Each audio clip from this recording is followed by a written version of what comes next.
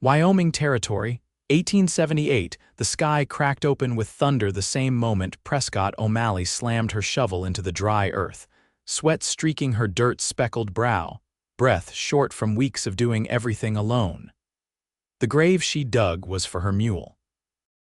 It was the last thing she had left from the life her husband abandoned. Prescott did not cry. She had not cried in 2 years, not since he rode off and left her and their 2 children with a leaking roof, 3 chickens, and debts that bit harder than the wind off the mountain ridge. She finished the grave, wiped her hands on her apron, and turned toward the cabin. "Ozella," she called. A small girl with tangled brown curls peeked from behind the doorframe. "Come help your mama get Orion inside." The boy, just 5, lay sleeping on a makeshift cot near the stove. He ran fevers often now. Prescott had used the last of the willow bark days ago. That night the storm rolled in. The roof leaked. The fire sputtered. Orion coughed until his lips went blue. Prescott pulled him into her arms and whispered into the dark, "I am doing my best." The next morning, she saddled the half-broken gelding she had no business riding and set off toward the trading post in Lander, 2 days' ride through hard country. She left Ozella with a neighbor woman a mile south, promising to be back before the Sabbath. She rode until dusk, slept under a juniper, and by noon the next day she was near the river bend when the thunder of hooves startled the gelding. He reared. Prescott hit the dirt hard, the breath knocked clean from her lungs. She opened her eyes just as a rider swung down from a roan Mustang. "You all right?" he asked, crouching beside her. She blinked up at him. He was tall, sun-browned, with rough hands and a voice like gravel warmed by fire. "I need to get to Lander," she rasped, sitting up. "My boy's sick." He helped her to her feet, steady and quiet. "I'm heading that way," he said. "Come on, you can ride my horse, I'll walk." She hesitated. "I do not take charity." He met her eyes. "Not charity. Just decent." He gave her his name as they walked. Dallen Zerrick, cowboy, part-time farrier, and full-time loner. He had a way about him, calm, certain, like the kind of man who did not say more than he meant. They reached Lander by nightfall. Dallen led her to the doctor's place himself, waited outside while she gathered what she needed. "I can pay, I have hens," she told the doctor. The old man waved her off.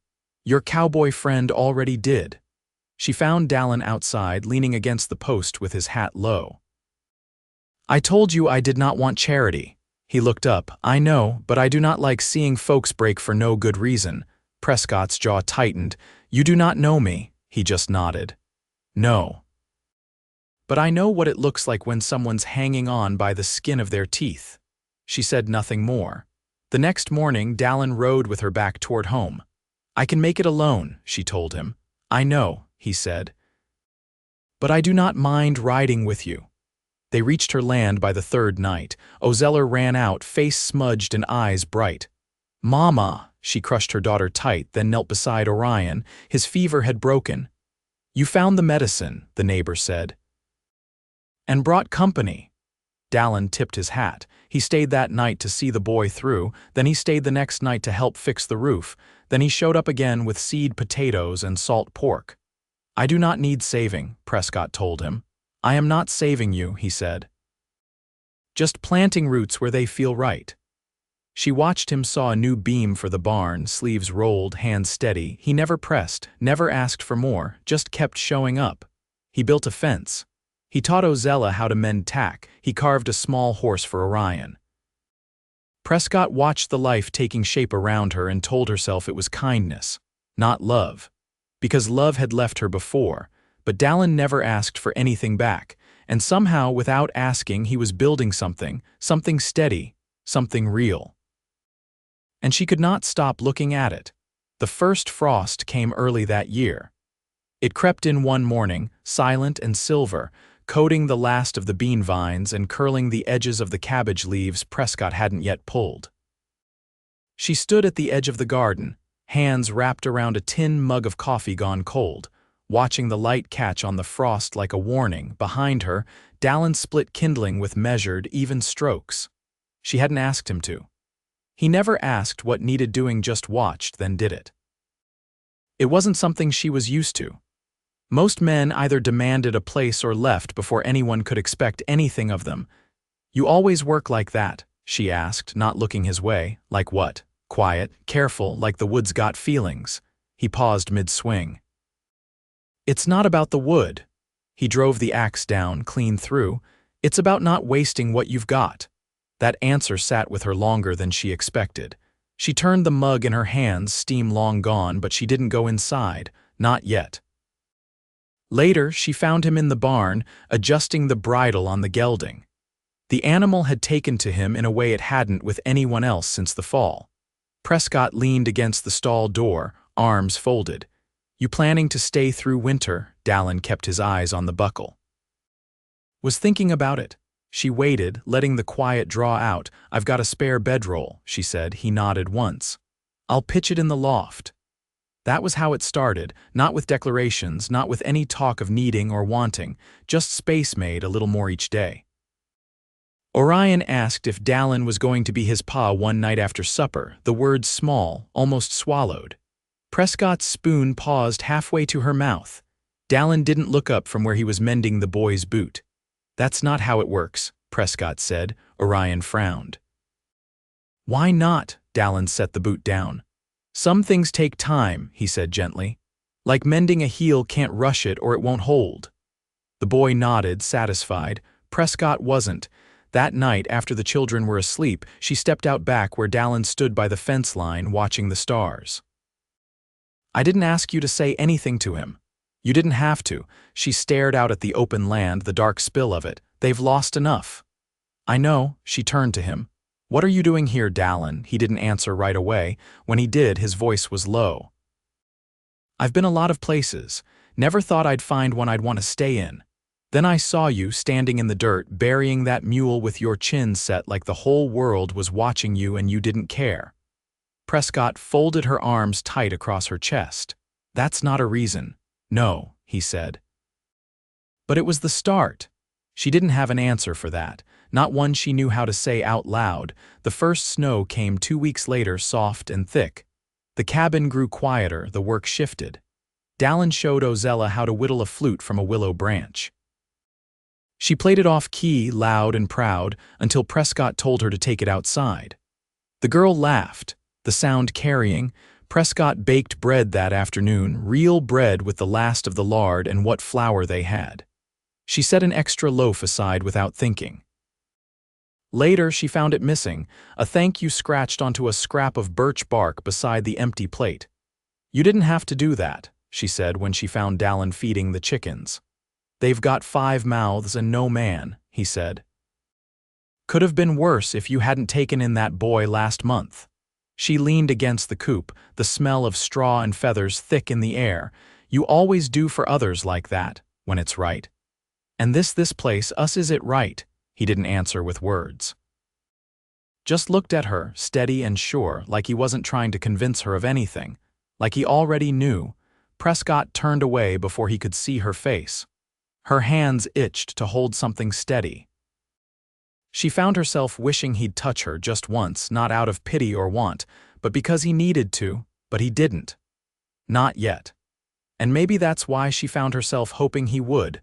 Later that night, she watched him from the doorway as he checked the barn latch against the wind. He moved like he meant to stay, like he belonged not just on the land, but inside the life she'd built from scraps. She pulled the shawl tighter around her shoulders and whispered to the dark, "I don't know what this is." But her chest ached with something that wasn't fear anymore.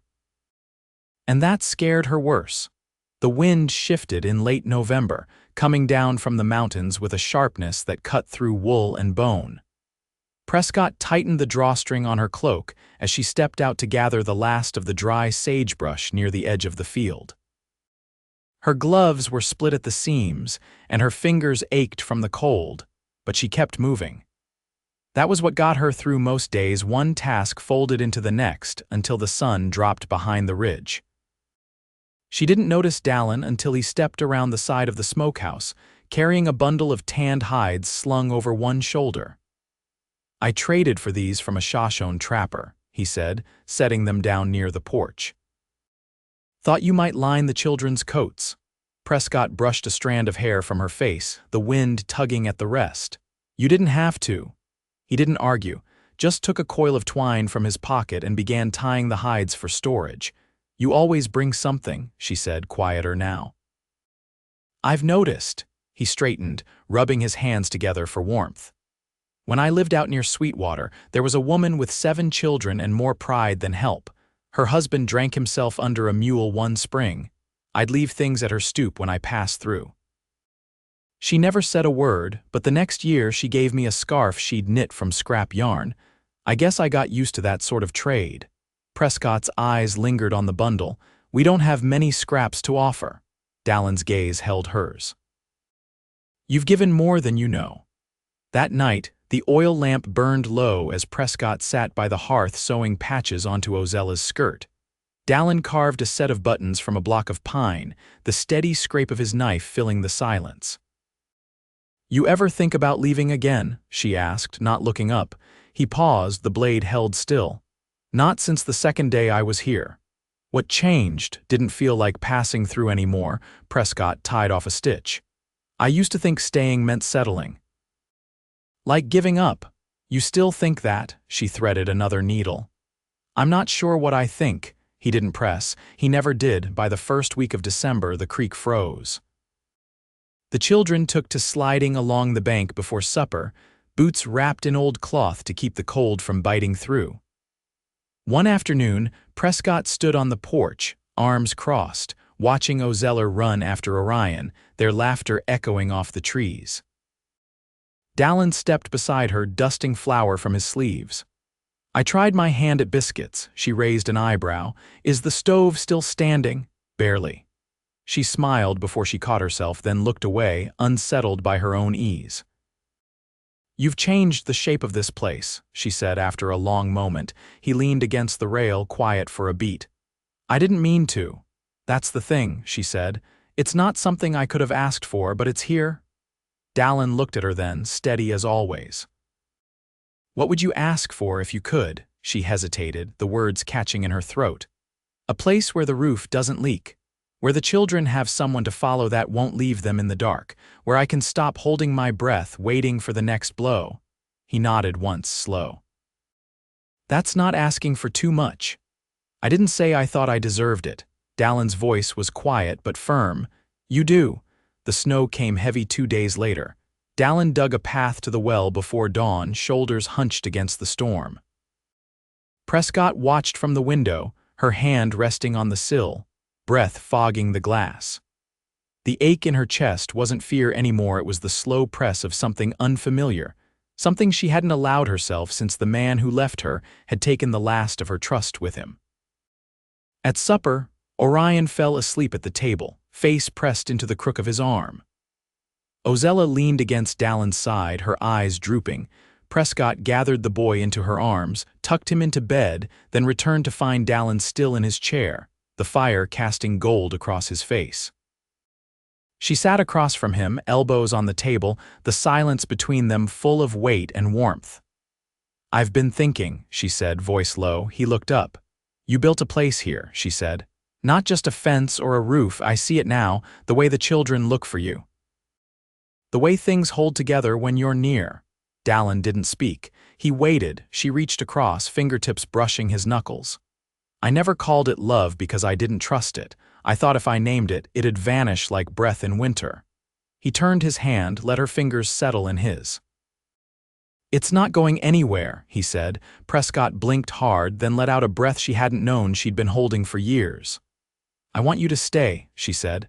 Not just for winter, not just for the work. He stood slowly, stepped around the table, and knelt beside her chair. Then I will, he said. She leaned forward, rested her forehead against his. The fire popped, and outside the wind softened. Inside, everything held. The snow held through the end of December, packed thick along the eaves and crusted in the pasture where the gelding picked his way between drifts. The world outside slowed to a hush, and inside the cabin, routines shifted into winter rhythm. Days began before the sun did, and nights stretched long beside the fire. Prescott stitched wool sleeves by lamplight while Dallen sanded down an old rocking chair he'd salvaged from the neighbor's shed, the cracked seat already replaced with strips of rawhide he'd woven tight. One evening, as the wind scraped against the shutters, she set her sewing aside and glanced over. "You always work with your hands," he didn't look up. "Started young. My mother kept a ledger of every nail my father bent wrong. Figured I'd better learn to do things right." "She keep count of yours too," she tried, he said, but I left before she could fill a page. Prescott tilted her head. "Left where? Arkansas hills. Oak-logged land, pretty but tight-fisted. My father never liked the way I looked off toward horizon lines." She leaned forward, elbows on her knees. "You run from something," he met her gaze. I ran toward quiet. The fire snapped, and for a moment neither of them spoke. "What would have happened if you'd stayed?" she asked. "I'd have become a man like him." She nodded once and reached over to take the sandpaper from his hand. Her fingers brushed his knuckles and she didn't pull away. "I think I would have stayed in Missouri," she said. "If he hadn't left me." Dallen didn't ask who. He didn't need to. She ran her thumb along a splintered edge of the chair. "I used to think I was made to be someone's wife. I kept house the way my mother taught, canned tomatoes, smiled when I didn't mean it." "You don't do that anymore," he said. "No," she said. "I don't." The wind died down late and the fire burned to coals. Dallen stood stretched and glanced toward the loft. "I'll check the barn," he said. She stood too. "I'll come." Outside, the snow crunched beneath their boots. The moon hung low behind a veil of cloud, casting the world in pale blue and gray. Inside the barn, the animals shifted as they entered. Prescott checked the feed while Dallen secured the far stall where the boards had loosened. "You ever think about what comes after winter?" she asked, brushing hay from her sleeve. "You mean spring?" "I mean what comes next, when the ground softens, when the road out isn't buried anymore." He turned toward her, the lantern light catching the line of his jaw. "I've thought about building more fencing," he said. "Clearing that southern patch, maybe planting oats." Her breath caught. "Here, unless you've grown tired of me," she laughed, quiet and low. "You're the only man I've ever known who answers a question like that." "Like what?" "Like it's not a test." He stepped closer, his fingers brushing a loose curl from her cheek. "I don't test what's already certain." She searched his face, that steady calm she'd come to know. "I want roots," she said, the words like flint against her teeth. "But I don't know how to grow them where something's already died." "You don't have to," he said. "You just plant beside it." He kissed her then, slow, without urgency, and she didn't flinch. She didn't brace for absence.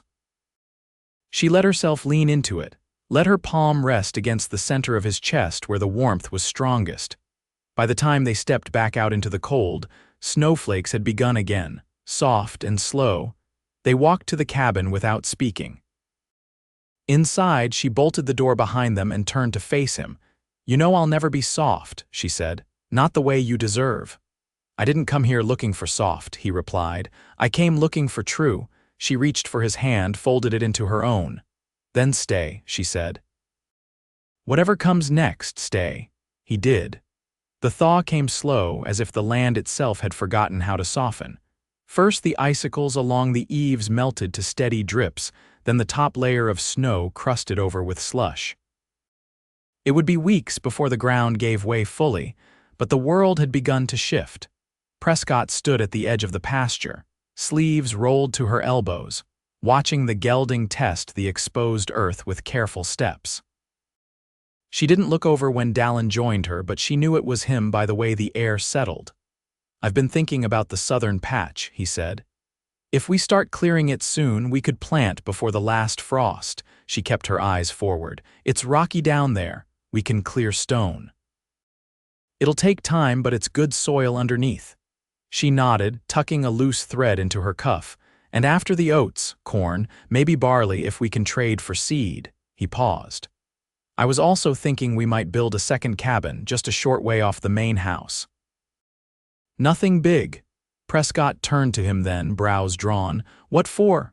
"For when the children are grown, or if we take folks in from the trail, a place to stretch."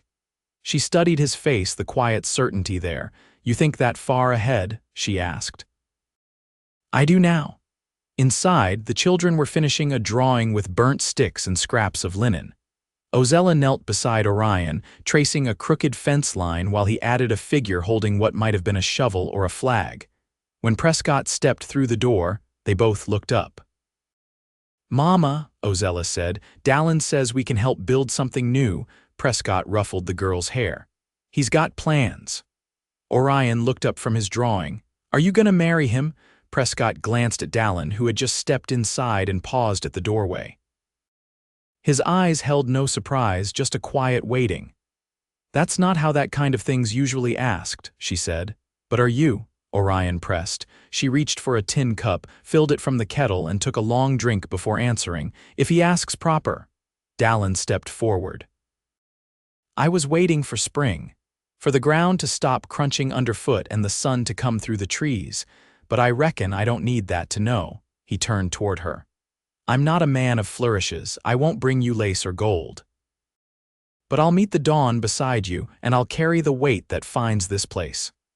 Prescott looked down at her hands, rough from years of doing too much, and then up at him. I never wanted lace. 2 days later, they stood beneath the cottonwood by the creek, with the neighbor woman reading from a worn Bible and Ozella holding a wildflower bouquet she'd gathered from a patch near the chicken coop. Orion wore his best shirt, the sleeves rolled over his elbows, a proud solemnity on his face that made Prescott's throat tighten. Dallen said his vows quiet and firm, eyes steady on hers. Prescott didn't cry. She hadn't in years. But her fingers trembled when she slipped the narrow band of braided silver onto his hand. Afterward, they shared bread and broth with the neighbors, and the children passed around the carved flute and sang a crooked song Ozella made up on the spot. The sun dipped behind the ridge, casting long shadows across the field, and the wind softened through the bare branches. Later that night, when the coals had burned low and the children were asleep, Prescott sat beside Dallen on the porch, wrapped in a quilt she'd patched that morning. You ever think we'd end up like this? She asked. I didn't think I'd end up anywhere. She leaned her head against his shoulder. I spent so many years bracing for the next loss, forgot how to feel when something stayed. He shifted so his arm wrapped around her back, pulling her close. We're not going anywhere. The stars blinked above them, clear for the first time in weeks. The land was still half frozen, but the promise in the air was warm. By midsummer, the southern patch was planted in neat rows, and the second cabin stood half-framed with pine beams hewn from the trees beyond the ridge. The children ran barefoot through the tall grasses, Orion's cough gone with the cold, and Ozella tall enough now to reach the top shelf in the pantry. Prescott kept her hands in the work, but her heart no longer braced against it. She moved through her days with a steadiness she hadn't known she'd learned until it was already part of her. Sometimes, Dallen would catch her in the corner of the field, arms full of harvested stalks, and he'd stop what he was doing just to watch her. She never asked what he saw. She didn't have to. They lay together at night, the windows open to the sound of crickets and wind through the grass, her hand resting over his heart, his thumb moving slow along her wrist. I never thought peace would be something I could live inside, she whispered once. He kissed her brow. Then let's make it a home. And they did, quietly, fully. With no more waiting for the ground to fall away, they built a life planted in truth, watered by work, and lit by the steady warmth of love that never needed to be named to be known.